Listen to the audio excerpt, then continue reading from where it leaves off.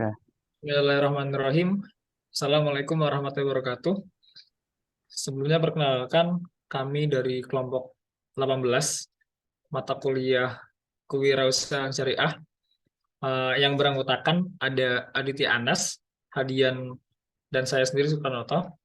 Kali ini kami akan mempresentasikan tentang ide bisnis tote bag dari kain perca.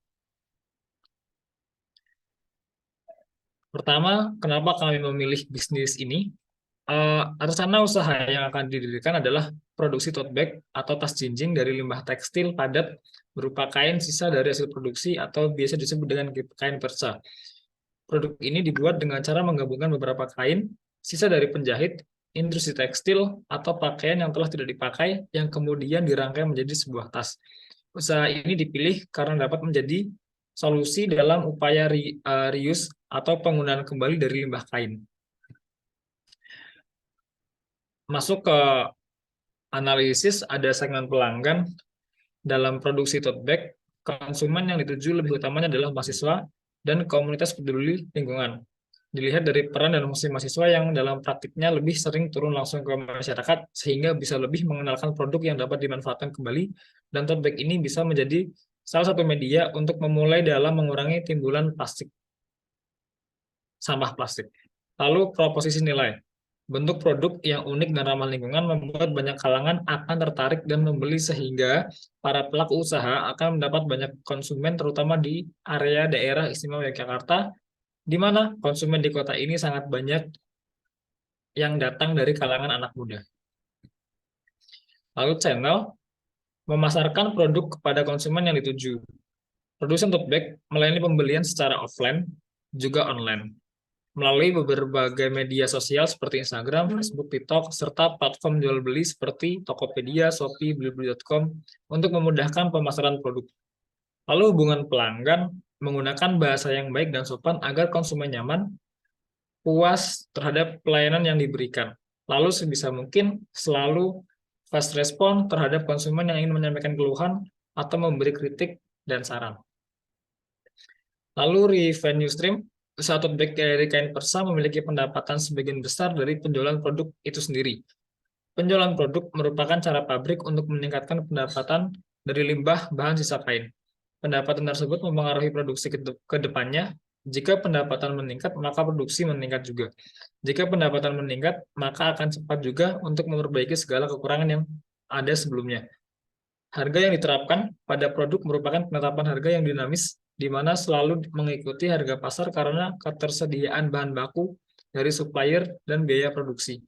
Arus pendapatannya didapatkan melalui penjualan langsung dari pelanggan dengan cara dine-in dan delivery.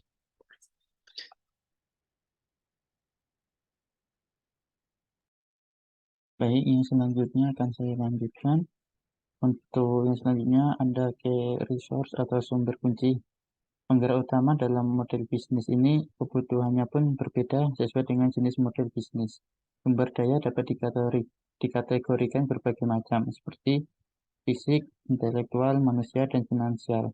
Dalam bisnis ini, sumber daya utama lebih pada konsumen, karena sisa-sisa kain setelah dari tempat jahit atau industri pakaian akan diangkut dan diproduksi menjadi tote bag. Yang selanjutnya ada kayak partners atau mitra utama. Bisnis tote bag dari limbah sisa kain mengandalkan hubungan pemasok untuk menjamin pasokan sisa kain. Sisa kain yang didapat dari tempat penjahit atau industri pakaian dikumpulkan lalu diolah menjadi tote bag. Next.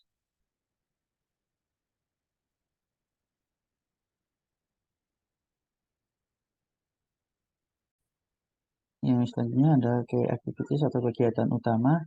Aktivitas utama yang harus dilakukan pada produsen tote bag untuk keberlangsungan usaha ini adalah sebagai berikut. Yang pertama yaitu mencari supplier.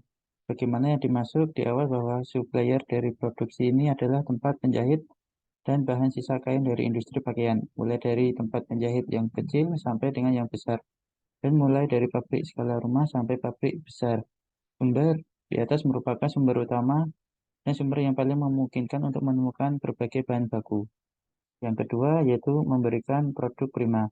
Hal ini sangat penting dilakukan agar produk tote bag memiliki kualitas terbaik sehingga menjamin mutu dari produk sampai ke tangan konsumen.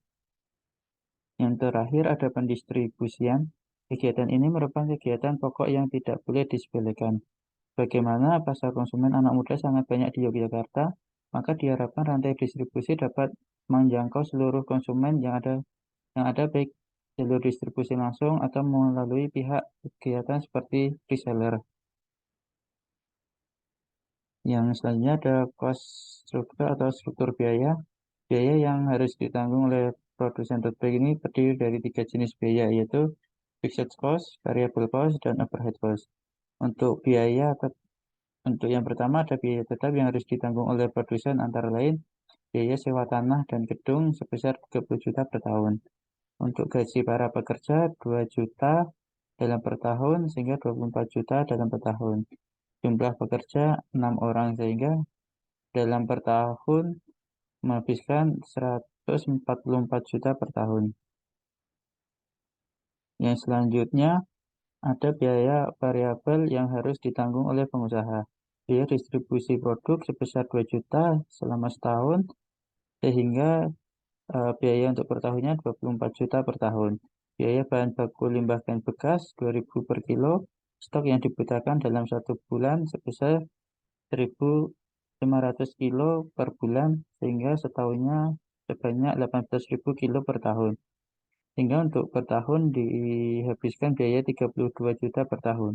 Untuk biaya penjemputan bahan baku dalam setahun sebesar 18 juta. Next. Yang selanjutnya ada cost structure atau struktur biaya yang biaya overhead yang harus ditanggung oleh pengusaha. Untuk biaya yang ditanggung seperti biaya listrik, biaya telepon, biaya air, dan biaya iklan. Next.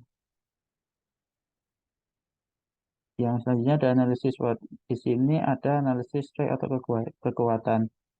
Selalu memperhatikan dan mengutamakan setiap kebutuhan dan permintaan konsumen. Produk bahan tote bag dari limbah bekas memiliki harga yang terjangkau dan kualitas sebanding dengan tote bag dari bahan baru. Biaya overhead yang cukup rendah sehingga bisa menawarkan harga terbaik bagi konsumen, menjadi pilihan utama bagi konsumen karena harga jauh lebih murah dibanding dengan tote bag lainnya. Lokasi tempat pemasaran dan pembuatan tote bag yang sangat strategis memudahkan akses untuk para pembelinya menjangkaunya. Next. Ya, baik. Selanjutnya saya akan melanjutkan analisis SWOT-nya, yaitu kedua analisis weakness atau kelemahan. Kurang banyaknya bahan baku karena susahnya mencari pabrik pakaian yang diajak untuk bekerja sama. Staf yang masih kurang kompeten di beberapa bidang karena staf hanya ahli di satu bidang dan lemah di bidang lainnya. Yang kedua adalah tidak adanya ahli dalam laporan keuangan sehingga pemasukan dan pengeluaran tidak jelas. Dan yang ketiga, susahnya mencari investor sehingga modal tidak terlalu banyak. Next. Yang berikutnya adalah analisis opportunities atau peluang. Sektor usaha tote bag dari limbah kain bekas sedang mengalami kenaikan. Memiliki beberapa poin, yaitu yang pertama, usaha tote bag dari limbah kain bekas mendapat dukungan dari pemerintah, terutama di bidang lingkungan karena merupakan produk inovatif. Yang kedua, persaingan usaha bisnis tote bag dari limbah kain bekas umumnya belum terlalu ketat. Pembisnis di bidang ini belum terlalu banyak. Yang ketiga, bisnis tote bag dari limbah kain bekas berjalan sangat lancar walaupun tanpa modal yang besar. Next. Selanjutnya analisis threat atau ancaman. Percepatan perkembangan trade market berada di luar kendali sehingga dapat mengancam bisnis ini. Di mana ancamannya ada dua, yaitu bisnis sedang mengalami kenaikan, maka tidak menutup kemungkinan untuk pengusaha besar mendirikan bisnis ini dengan modal yang besar sehingga lebih cepat berkembang. Yang kedua, karena bisnis ini mengalami kenaikan, maka harga bahan baku akan ikut naik dan akan semakin susah mencari pihak restoran untuk diajak bekerja sama. Next. Selanjutnya adalah nilai-nilai keislaman, yaitu ada 3 nilai yang kita ambil. Yang pertama, bersikap sidik atau jujur. Rasulullah selalu jujur dalam perkataan maupun perbuatannya, termasuk saat berdagang atau berbisnis. Yang kedua, menjual barang berkualitas baik, dan apabila barang yang kita jual cacat, maka kita harus menggantinya dengan yang baru. Merupakan sikap tanggung jawab yang dicontohkan oleh Rasulullah. Yang ketiga, mengambil untung sewajarnya. Dalam berbisnis secara keislaman dianjurkan tidak mengambil untung yang tinggi, hanya mengambil untung sewajarnya karena yang dicari adalah keberkahan Allah Subhanahu wa taala. Next. Yang terakhir adalah resiko dalam berbisnis. Itu ada 3 resiko yang kita ambil. Di mana poin pertama ada kondisi bahan baku yang didapat dari industri pakaian kurang layak untuk dijadikan tote bag. Yang kedua, pembeli akan bosan dengan motif yang itu-itu saja. Yang ketiga, tote bag bukan termasuk kebutuhan domestik yang akan dibeli secara berulang, sehingga mencari pembeli akan menjadi tantangan atau resiko untuk menjadikan bisnis ini berkelanjutan.